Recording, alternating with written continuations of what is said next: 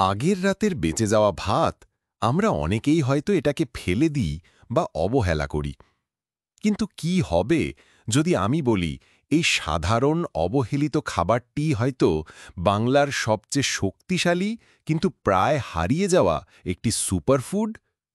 বিদেশি quinoa, oats বা কেলের যুগে আমরা কি আমাদের নিজেদের রান্নাঘরের আসল রত্নকে ভুলে যাচ্ছি? আজ আমরা পান্তা ভাতের পেছনের অবিশ্বাস্য বিদ্যা উন্মোচন করব এবং জানব কেন এটি শুধু একটি সাধারণ খাবার নয়, বরং আমাদের স্বাস্থ্যের জন্য এক আশীর্বাদ। পান্তা ভাত মানে শুধু জলে ভেজানো বাসি ভাত নয়। এর আসল জাদুটি হল ফার্মেন্টেশন বা গাজন প্রক্রিয়া। যখন ভাতকে ৮ থেকে ১২ ঘন্টা জলে ভিজিয়ে রাখা হয়, তখন একটি প্রাকৃতিক গাঁজন প্রক্রিয়া শুরু হয়। এই প্রক্রিয়ায় ভাতের শর্করা ভেঙে ল্যাকটিক অ্যাসিড তৈরি হয় এবং এর ফলে কোটি কোটি উপকারী ব্যাকটেরিয়া জন্মায়। এই উপকারী ব্যাকটেরিয়াগুলোকেই আধুনিক বিজ্ঞান বলছে প্রোবায়োটিক। এই প্রোবায়োটিকগুলো আমাদের অন্ত্র বা গাটের জন্য অমৃত সমান। এরা আমাদের হজম ক্ষমতাকে উন্নত করে, ক্ষতিকর ব্যাকটেরিয়াকে ধ্বংস করে এবং আমাদের রোগ প্রতিরোধ ক্ষমতাকে শক্তিশালী করে তোলে। দই বা ইয়োগার্টের মতো দামি খাবারের চেয়েও পান্তা ভাতে প্রাকৃতিক প্রোবায়োটিকের পরিমাণ অনেক বেশি থাকতে পারে। ফার্মেন্টেশন শুধু প্রোবায়োটিকই তৈরি করে না, এটি ভাতের পুষ্টিগুণকেও বহুগুণ বাড়িয়ে দেয়। গবেষণায় দেখা গেছে, সাধারণ গরম ভাতের তুলনায় পান্তা ভাতে আয়রন, ক্যালসিয়াম এবং পটাশিয়ামের পরিমাণ অনেক বেড়ে যায়।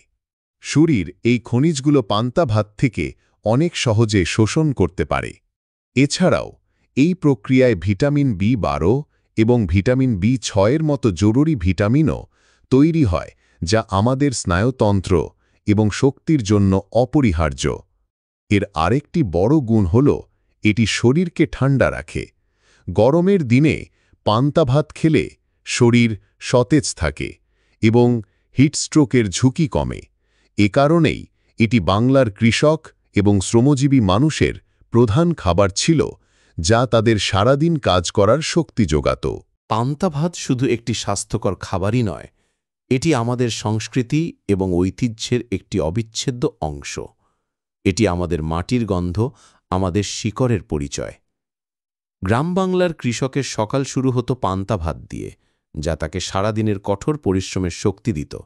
আর আজ পহেলা বৈশাখের উৎসবে পান্তা ইলিশ খাওয়াটা আমাদের বাঙালি সত্তার এক উদযাপনে পরিণত হয়েছে।